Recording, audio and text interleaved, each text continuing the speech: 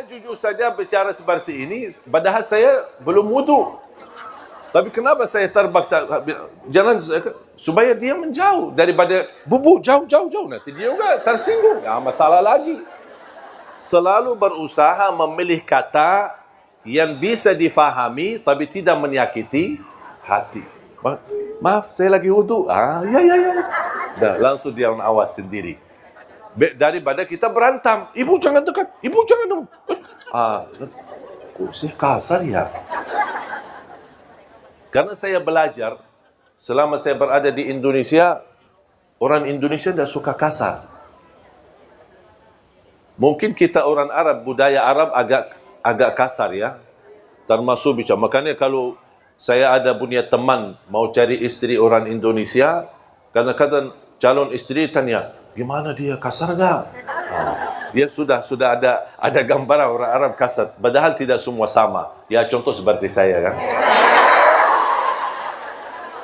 Jadi ketika saya mau jodohkan, malah ada yang menolak. Oh jangan sama orang Arab, takut. Saya ternyata belajar, kalau di Arab memang nada suara pun kita agak tinggi. Pernah ada teman saya orang Indonesia datang, saya sedang ngobrol sama adik saya. Dia menunggu di luar. Ketika dia mendengar, dia datang, ada apa Pak? Saya bilang, tidak ada, kita lagi ngobrol. Cuma lagi suara agak tinggi, dia fikir kita lagi berantem, padahal tidak. Makanya saya mengambil kesimpulan ketika saya pernah diwawancarai. Apa yang Syekh dapat di Indonesia, sesuatu yang bisa berkesan dan selalu dijaga. Saya bilang saya belajar orang Indonesia suka yang lembut dan sopan, tidak suka yang kasar. Makanya kalau kita di Arab dulu, saya suka mengucapkan Assalamualaikum, Assalamualaikum. Jadi orang, Waalaikumsalam. Begitu saya datang ke Indonesia, saya berubah lagi. Assalamualaikum. Itu orang Indonesia. Begitu, makanya saya ikut salam sama orang Indonesia. Ketika ketemu orang Indonesia, kalau ketemu orang Arab, salam. Ini kan saudara saya. Assalamualaikum. Dia sudah faham. Itu bukan marah. Tapi kalau sama orang Indonesia bisa salah faham. Salam aja kok gitu sih. Makanya saya rubah. Assalamualaikum. Apalagi pakai senyum. Walaupun kita lagi stres, dia tidak apa-apa senyum. Karena orang suka melihat kita senyum. Makanya Rasulullah SAW ketika minum dan minumannya asin, apa yang tidak Rasulullah SAW? Tidak menumbahkan gelasnya, tidak melembatkan dan tidak marah-marah. Apa nih kita datang capek-capek, kok malah dikasih air minum yang asin, aduh. Sambil minum aja tidak bisa bikin, udah mau nikah lagi. Tidak, Rasulullah SAW duduk manis. Ya Humaira. Siti Aisyah duduk labbaik. Dan itu salah satu kata yang saya suka di Indonesia. Suka labbaik. Kalau anak-anak labbaik. Labbaik. Itu sebenarnya kata-kata dari dulu ada di Arab. Diambil dari kata labbaik Allahumma labbaik. Kenapa? Menunjukkan saya akan segera jawab. Saya akan segera sami'na watana. Dari pada dipanggil, ya, labbaik, labbaik. Artinya, tapi jangan labbaik dah datang. Lama suaminya panggil, sayang, labbaik. Dan panggilan labbaik belum datang juga. Kalau sudah labbaik, tinggalkan semuanya, segera datang. Siti Aisyah langsung, ya Humaira, labbaik, datang. Apa kata Rasulullah? Ayo, berkenan enggak temani saya minum? Temani saya minum. Ya, Siti Aisyah senang diajak sama suaminya ikut minum bareng. Siti Aisyah suka di mana bekas bibirnya Rasulullah. Oh, ini. Dia minum, habis minum.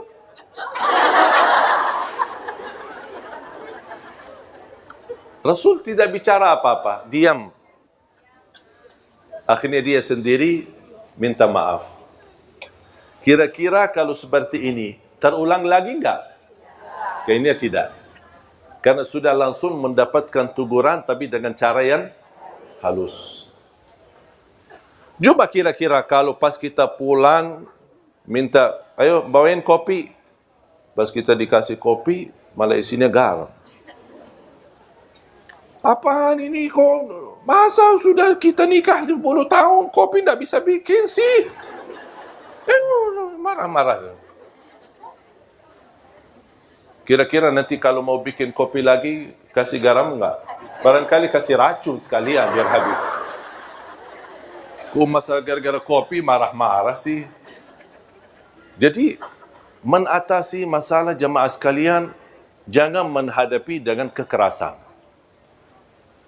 Walaupun bisa selesai masalah, tapi membuat hati sakit. Milihlah kata yang halus, yang baik.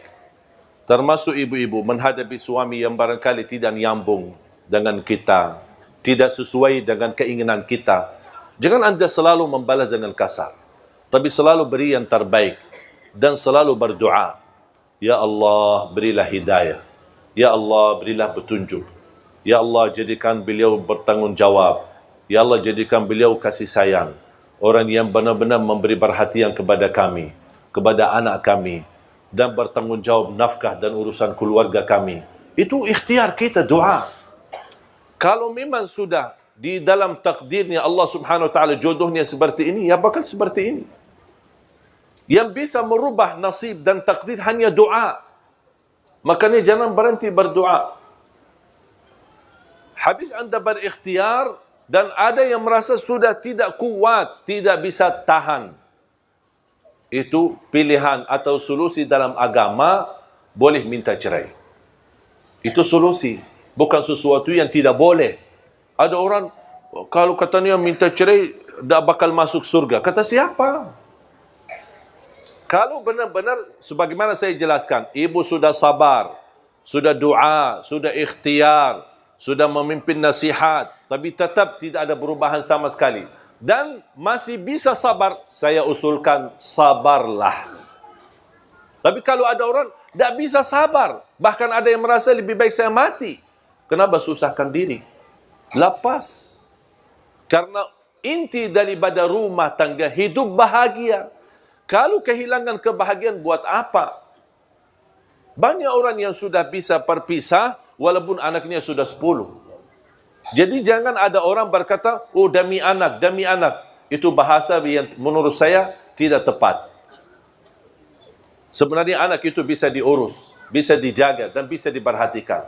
Tapi yang lebih utama adalah kita merasa harmonis, sakinah, mawaddah, rahmah dalam rumah tangga. Karena kalau tidak ada hubungan baik antara suami istri akan mempengaruhi kepada anak. Walaupun kita bertahan, tapi anak kita nanti menjadi sakit. Anak kita nanti membuat dia sakit jiwa, sakit hati. Karena dia selalu melihat orang tuanya berantem. Selalu orang tuanya marah. Dan selalu saya nasihatkan, kalau terpaksa anda memarah sama suami atau istri, jangan di depan anak-anak. Jangan di depan anak-anak. Apalagi kalau bisa ditunda amarahannya sampai malam.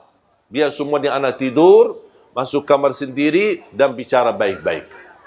Sudah akan diselesaikan masalah. Wallahi tidak ada masalah, pasti ada jalan keluar. Tapi kita mau atau tidak jalan keluarnya. Itu persoalannya. Banyak ujian yang saya hadapi dalam rumah tangga. Tapi selalu yang membuat kami bahagia, selalu saya sepakat sama istri, selalu mencari jalan keluar. Selama ada masalah, pasti ada jalan keluar. Fa inna ma'al usri yusra, inna ma'al usri yusra. Kalau ada satu kesusahan, berarti ada dua jalan kemudahan. Itu yang saya sudah yakini saya sama istri saya. Dan alhamdulillah tidak pernah ada masalah, kami cepat bisa mengatasinya. Dan tidak berlama-lama, supaya tidak menimbulkan hal-hal yang tidak diinginkan. Apapun sikapnya, apapun prinsipnya, apapun kejadiannya. Makanya jamaah sekalian, kembalilah. Akhlak yang mulia. Akhlak yang baik. Jaminan dapat syafaat Nabi Muhammad. Jaminan darajat yang tinggi di dalam surga. Bahkan Rasulullah SAW bersabda, darajatnya orang yang mulia akhlaknya bisa tercapai lebih tinggi daripada darajatnya ahli puasa dan ahli tahajud. Ahli puasa sama, padahal kita tahu pahala puasa begitu besar, pahala tahajud begitu tinggi. Tapi jauh lebih tinggi daripada dua-duanya adalah orang yang mulia akhlaknya. Contoh, kalau ada orang suka puasa, suka tahajud, tapi tidak baik akhlaknya. Ada satu orang tidak puasa, tidak tahajud, tapi baik akhlaknya. Jauh lebih mulia di sisi Allah yang baik akhlaknya. Apalagi kalau bisa kita jaga puasa, jaga tahajud, jaga ibadah, dan juga jaga akhlak. Itu luar biasa, mantap. Luar biasa keagungan dan anugerah dari Allah Subhanahu wa taala. Makanya jamaah sekalian dimuliakan Allah Subhanahu wa taala, mari kita selalu kita niatkan. Dan apapun yang kita hadapi, anggaplah ujian. Huwallazi khalaqal mauta wal hayata liyabluwakum ayyukum ahsanu amala. Allah menuji kalian agar bisa anda tahu siapa yang terbaik amalan. Buat apa Allah uji? Supaya terlihat siapa yang terbaik, siapa yang paling sabar, siapa yang paling ikhlas, siapa yang paling ridha. Kalau tidak diuji, tidak ada bedanya sama kita. Tidak ada di antara kita berbeda-beda. Semua sama di sisi Allah. Tapi apa yang membuat kita punya kelebihan? Ujian. Ketika datangnya ujian, Allah melihat. Ada namuk, marah, tidak ridha, tidak ikhlas. Ada satu lagi, sabar, ikhlas, ridha. Kata Allah, ini lulus. Itu dapat keuntungan. Berarti ketika ada ujian, bukan Allah ingin menyakiti kita, tapi Allah ingin menunjukkan posisi kita di sisi Allah Subhanahu wa taala. Makanya jemaah sekalian belajar sabar dan menunggu kemudahan ketika sedang susah. Menunggu jalan keluar ketika kita menghadapi ujian. Kesabaran itu dan menunggu adalah ibadah tersendiri. Contoh, kita lagi ada masalah dan kita sudah berupaya menunggu jalan keluarnya. Ada jalan keluar, tapi belum waktunya. Masih dalam proses. Berarti kita butuh tunggu. Tunggu berapa lama? Bisa 1 bulan. Bisa 2 bulan. Bisa 1 tahun. Kita menunggu sampai selesai proses. Baru akan kita dapat terbuka jalan keluarnya. Anda menunggu seberapa pun lamanya, selama Anda tunggu itu terhitung sebagai ibadah.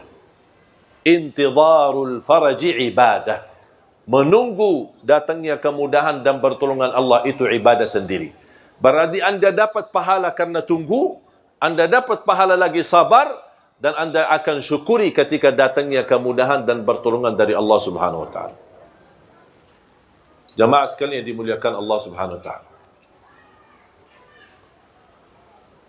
Saya akhiri satu cerita.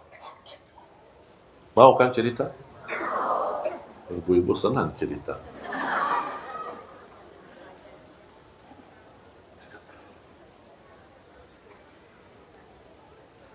Saya menemukan satu keluarga.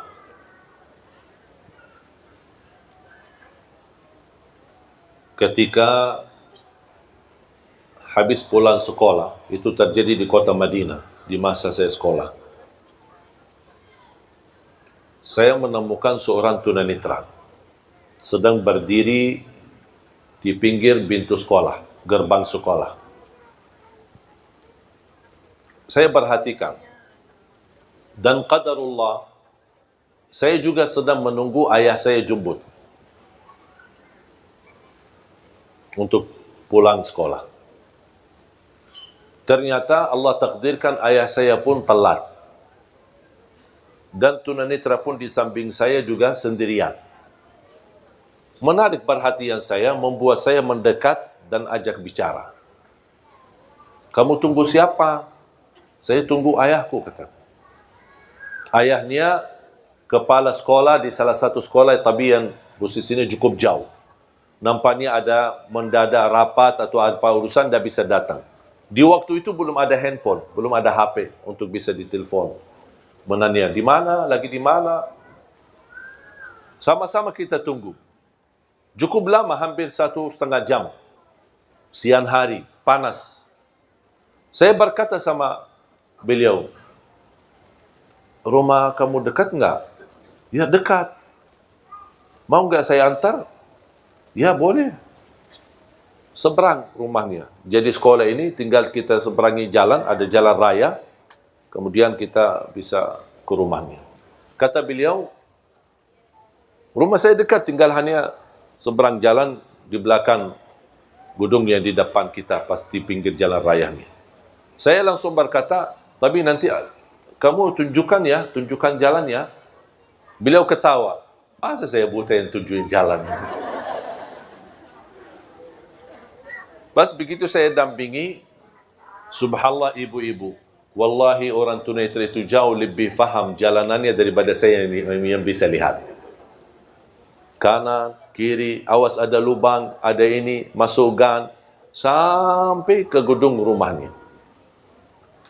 Ada beberapa lantai seperti apartemen. Begitu kita masuk, awas ada tangga 3, kita jalan. Ada lagi tangga 1 kecil, kita naik. Ada lift, buka pintu. Bencet nomor sekian. Pas kita naik, pas begitu keluar ke arah kanan. Sampai di mana belnya rumah itu dia tahu. Posisi di sini. Nah, begitu ibunya buka. Dan dia masuk di belakang pintu karena diharapkan pakai cadar. Dia tidak tunjukkan diri, tapi dia berbicara sama saya di belakang, dari belakang pintu. Terima kasih Allah, kami tadi kekhawatiran, anak kami telat, suami juga sibuk, tidak bisa ditelepon, karena dia mau telepon ke sekolahannya. Alhamdulillah bersyukur Anda bisa bawa anak kami di sini. Dan maksa-maksa untuk saya diajak masuk. Temani karena suaminya sedang dalam perjalanan mau pulang. Maksudnya diajak makan siang. Kalau orang Arab makan siang sampai sore. Kalau makan malam jam 12 malam. Makan subuhnya jam 10 pagi. Dan ini semua alhamdulillah berubah ketika saya sudah di Indonesia. Makan subuh habis subuh, makan siang habis zuhur, makan malam habis isya. Dan kalau sudah malam sekali, sudah tidak makan dan tidak minum, sambil insya Allah istirahat. Jadi, ketika saya diajak masuk dan temani ada satu ruangan buat tamu, ada satu kejadian membuat saya sangat terkejut. Beliau yang tadi saya antarin, dia mengajak adiknya. Ada 3 saudara. Yang sama saya itu usianya kurang lebih 19-20. Ada yang satu lagi adiknya 16. Ada yang satu lagi adiknya kurang lebih 10 tahun. Ada yang satu lagi 6 tahun. 3. Ketika beliau ajak, ini kenalan saudara saya, adik-adik saya. Pas begitu salaman, ternyata jemaah sekalian, semuanya tunanetra. Semuanya buta.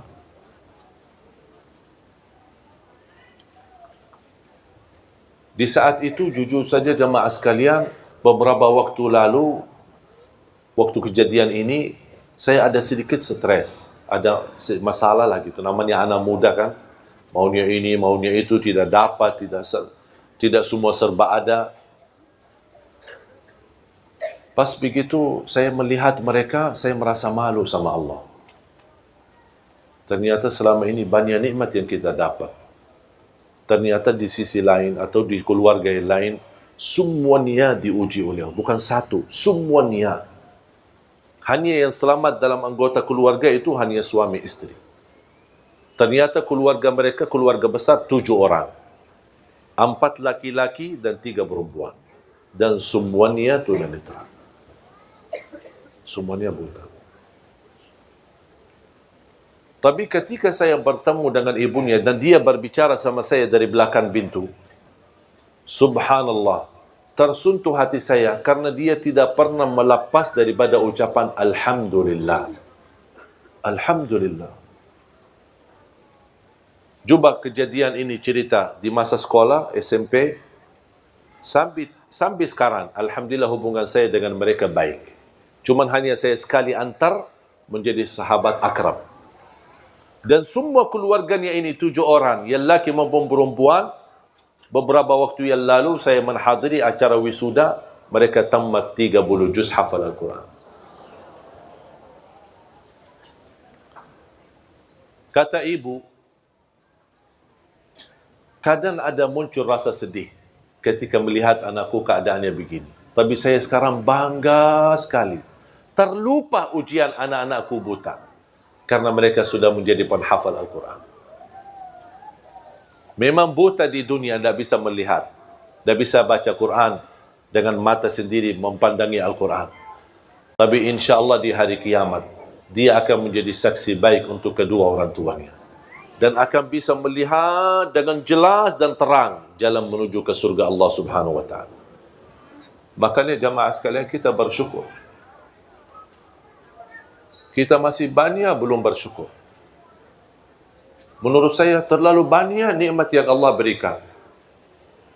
Nikmat orang tua, nikmat kita masih bisa bergerak kemana saja pergi. Nikmat aman di negeri kita, alhamdulillah bisa pulang kemana-mana. Bisa pergi kemana-mana. Menghadiri majlis ta'lim. Tak ada yang mengganggu kita. Tak ada menyakiti kita. Tak ada yang mencuri atau mengambil hak kita. Kita merasa aman. Nikmat. Melaksanakan ibadah. Ada yang diberikan karunia bangun tahajud di tengah malam. Wallahi itu nikmat, ibu-ibu. Jangan ada yang merasa itu kehebatan kita atau kelebihan kita. Wallahi itu anugerah dari Allah SWT. Anda bisa beramal, donasi, beri nafkah, beri sedekah di mana-mana. Wallahi itu karunia, bukan karena kita punya uang. Bukan karena kita punya kelebihan. Ketika diberikan kemudahan bisa umrah, wallahi itu karunia, bukan karena kita bisa daftar untuk umrah. Bukan karena ada travel di mana-mana kita bisa ikuti mereka. Kalau kita bisa haji, wallahi itu karunia dari Allah, bukan karena kemampuan dan kehebatan kita. Terlalu banyak nikmat Allah. Kalau kadang saya duduk sendiri menghitungkan dan muhasabah diri betapa nikmat Allah yang ada di keliling kita, di sekitar kita, wallahi rasa malu. Tak sanggup untuk mensyukurinya semua. Ada ujian, tapi kalau kita berfikir dengan mata dan akal yang sehat, mana yang lebih banyak, ujian atau nikmat? Jauh lebih banyak nikmat, tapi kenapa kita manusia suka lupa? Pas ada ujian kita baru marah dan tidak terima. Ketika ada nikmat, tak pernah ada manusia berkata, ya Allah saya tidak pantas mendapatkan nikmat itu. Tapi ketika diuji, ya Allah saya tidak pantas diuji. Itulah manusia. Makanya Allah sebutkan manusia di dalam Al-Quran, manusia amat bodoh dan amat zalim. Maksudnya apa amat bodoh dan amat zalim? Ya perilakunya. Dia menzalimi dirinya sendiri. Dia merasa dirinya hebat dan dia lupa itu semua karunia dari Allah Subhanahu wa taala. Makanya belajar jamaah sekalian selalu ucapkan alhamdulillah. Yang lebih indah ucapan alhamdulillah, kita masih berkenan memuji Allah dalam segala pujian ketika kita menghadapi musibah, ujian. Makanya ada hadis Rasulullah SAW. Ketika ada seorang diuji dengan salah satu anggota keluarga meninggal dunia. Apa itu ayahnya, ibunya, istrinya, suaminya, anaknya. Allah turunkan malaikat. Unzuru ma qala abdi.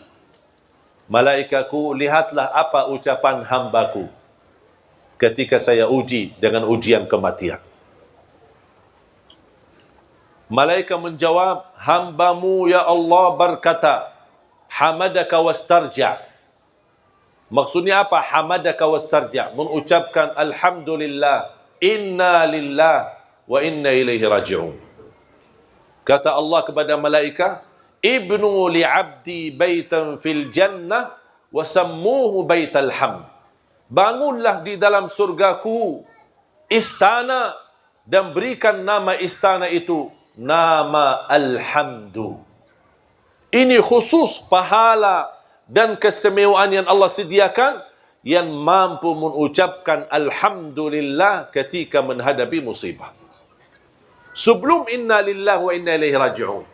Sebelum la hawla wa la quwata illa billah. Alhamdulillah. Baru inna lillahi wa inna ilaihi. Ada berita yang tidak menenangkan hati. Alhamdulillah. Inna lillahi wa inna ilaihi raji'un. Jangan berbicara macam-macam. Wallahi Bapak Ibu jamaah sekalian, kalau anda berkenan ucapkan kata ini, langsung akan turun rahmat Allah di dalam hati kita. akan terasa tenang, biarpun musibahnya cukup besar. Akan Allah berikan segera dalam jalan keluarnya. Tapi belajar mengucapkan Alhamdulillah. Khususnya ketika menghadapi musibah. Jangan langsung bereaksi dalam kata-kata yang kasar. Termasuk sekarang kita menghadapi ujian. Sudah kita menjalani tugas pemilu untuk memilih pemimpin. Saya harap jangan terlalu mudah diadu domba di antara kita. Selesai tugas kita, masing-masing memilih. Ada yang 01, ada yang 02, itu hak masing-masing. Ikuti hati nurani masing-masing. Tidak boleh kita saling menghina dan saling mencaci maki. Tugas kita sekarang cuma doa. Doa, selain doa tidak ada lagi. Jangan terlalu mau kalau diajak sini, lawan sini, benci sini, marah ini, marah itu, diadu domba di antara kita. Nanti yang jadi korban adalah rakyat kita Indonesia. Jangan sampai terjadi malah kita sesama Muslim. Di sana 01 ada di pihaknya ada ulama. Di 02 ada juga ada ulama. Di sana ada habaib. Di situ juga ada habaib. Dan semua masing-masing berhak memberikan suara. Tidak boleh kita saling menyalahkan. Makanya harus kita belajar menerima perbedaan. Ini ada banyak upaya sekarang untuk menadu domba di antara kita. Hati-hati. Wallahi saya khawatir jamaah sekalian. Jangan sampai. Memang kita banyak yang gelisah. Merasa ada apa ini kok. Sampai sekarang ini. Begini cerita, begitu cerita. Apalagi terpengaruhi dalam media. Media pun banyakkan bohong, tidak benar. Hati-hati. Kalau bisa jangan nonton apa yang terjadi masalah pemilu. Udah tunggu aja keputusan yang resmi. Sabar. Kalau keputusan menenangkan hati, Alhamdulillah. Kalau keputusan tidak menenangkan hati, Alhamdulillah juga. Dan itulah yang pilihan yang Allah berikan. Ujian. Apa yang kita mau lakukan? Jangan terjadi sebagaimana terjadi di Timur Tengah. Gara-gara kepentingan politik, terjadi perang saudara. Sama-sama Muslim, tapi membunuh. Sama di sini bilang Allahu Akbar. Di situ juga bilang Allahu Akbar. Coba sama-sama takbir, tapi bukan untuk salat. Tapi takbir untuk menhalalkan darah seorang Muslim sesama Muslim. Na'udzubillah min zalim. Saya lahir besar di Timur Tengah. Coba lihat. Ibu-ibu belajar apa yang terjadi di sana. Yaman, Irak, Suria, Libya, Tunisia. Kemarin Jazairia. Sekarang Sudan. Dan tidak ada habisnya persoalan-persoalan. Yang menjadi rakyat, yang menjadi kurban. Dan kambing hitam, rakyat mereka. Tapi kalau orang politisi, apa yang mereka dapat? Tidak ada masalah. Duitnya banyak, fasilitasnya luar biasa, tinggal dia ke Eropa, nikmati, senang-senang, ajak keluarga, sana ayo, terbang naik pesawat pribadi, nikmat. Tinggalkan rakyatnya dalam penderitaan dan persoalan-persoalan yang mereka hadapi sendiri. Makanya sebagaimana kita berhak memilih pemimpin, kita juga berhak menjaga aman di negeri kita. Dan kita tidak mau ada orang-orang yang merusakkan keamanan di negeri kita. Udah, kita sabar. Makanya jamaah sekalian, saya selalu berdoa, ya Allah, jangan sampai terjadi apa-apa di Indonesia. Wallahi, kalau terjadi konflik di Indonesia, gara-gara perbedaan, atau gara-gara politik, ini kan semua sekarang lagi hangat, lagi panas. Gara-gara politik, bukan gara-gara agama. Tapi yang menjadi korban nanti siapa? Umat Islam. Umat Islam, karena umat Islam yang terbesar. Dan itu yang diinginkan oleh musuh Islam. Kita hancur, perang saudara, habis-habisan, mencaci maki, menghina, dan itu tidak layak sebagai orang Muslim. Dan saya harap kita bisa dan mampu menjaga kebersamaan kita. Karena kita rakyat Indonesia masih diberikan oleh Allah karunia dan kemuliaan di sisi Allah Subhanahu Wa Taala. Mudah-mudahan saya selalu berdoa, ya Allah lindunilah negeri kami. Ya Allah lindunilah negeri kami. Jadikan negeri kami baldatun tayyibatun rabbun ghafur. Ya Allah, jauhkan negeri kami dari adu domba, dari fitnah, dari bala, dari musibah.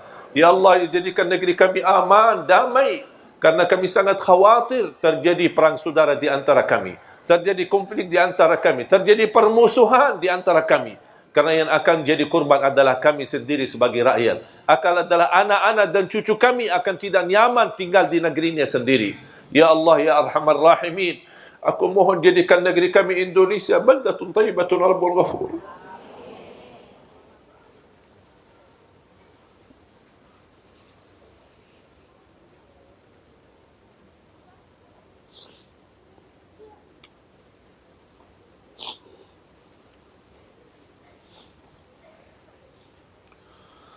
Berilah kepada kami ya Allah pemimpin yang taqwa, pemimpin yang adil, pemimpin yang amanah, pemimpin yang jujur, yang ikhlas untuk agamamu, ikhlas melayani rakyat.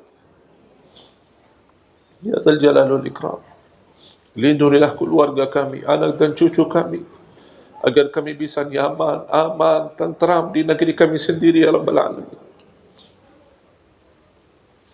Ya Allah, ya Arhamar Rahimin, berilah kepada kami keturunan yang bahagia, anak saleh salihah, penghafal Al-Quran yang mampu menjaga nama baik keluarga kami.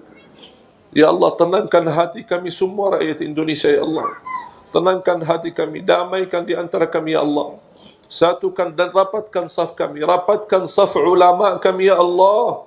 Rapatkan hati ulama kami ya Allah. Satukan kalimat ulama kami ya Allah, ya Dzal Jalali wal Ikram. اغفر لنا ولوالدينا ولجميع المسلمين والمسلمات والمؤمنين والمؤمنات الأحياء منهم والأموات. ربنا آتنا في الدنيا حسنة وفي الآخرة حسنة وقنا عذاب النار. Ya Allah, tidak lama lagi kami menyambut bulan suci Ramadan. Kami ingin ya Allah menyambut Ramadan itu dengan baik, menyambut Ramadan ini dengan di negeri yang aman, menyambut Ramadan dengan nyaman, agar kami bisa fokus ibadah dan tidak terpengaruhi dengan hal-hal yang lain ya Allah. Ya Allah, serahkan kami kepada bulan Ramadan dan serahkan Ramadan kepada kami. Ya Allah, panjangkan umur kami, sihatkan badan kami agar kami mampu menjadi orang yang mencintai Ramadan, menjadi ahli Ramadan, menjadi ahli ibadah dan ahlul Quran di bulan suci Ramadan. Ya Allah, kuatkanlah kami ya Allah, dan kami selalu berdoa dan memohon kepadamu. Ya Allah, mohon diijabah. Ya Allah, mohon dikabulkan. Ya Allah, mohon diterima.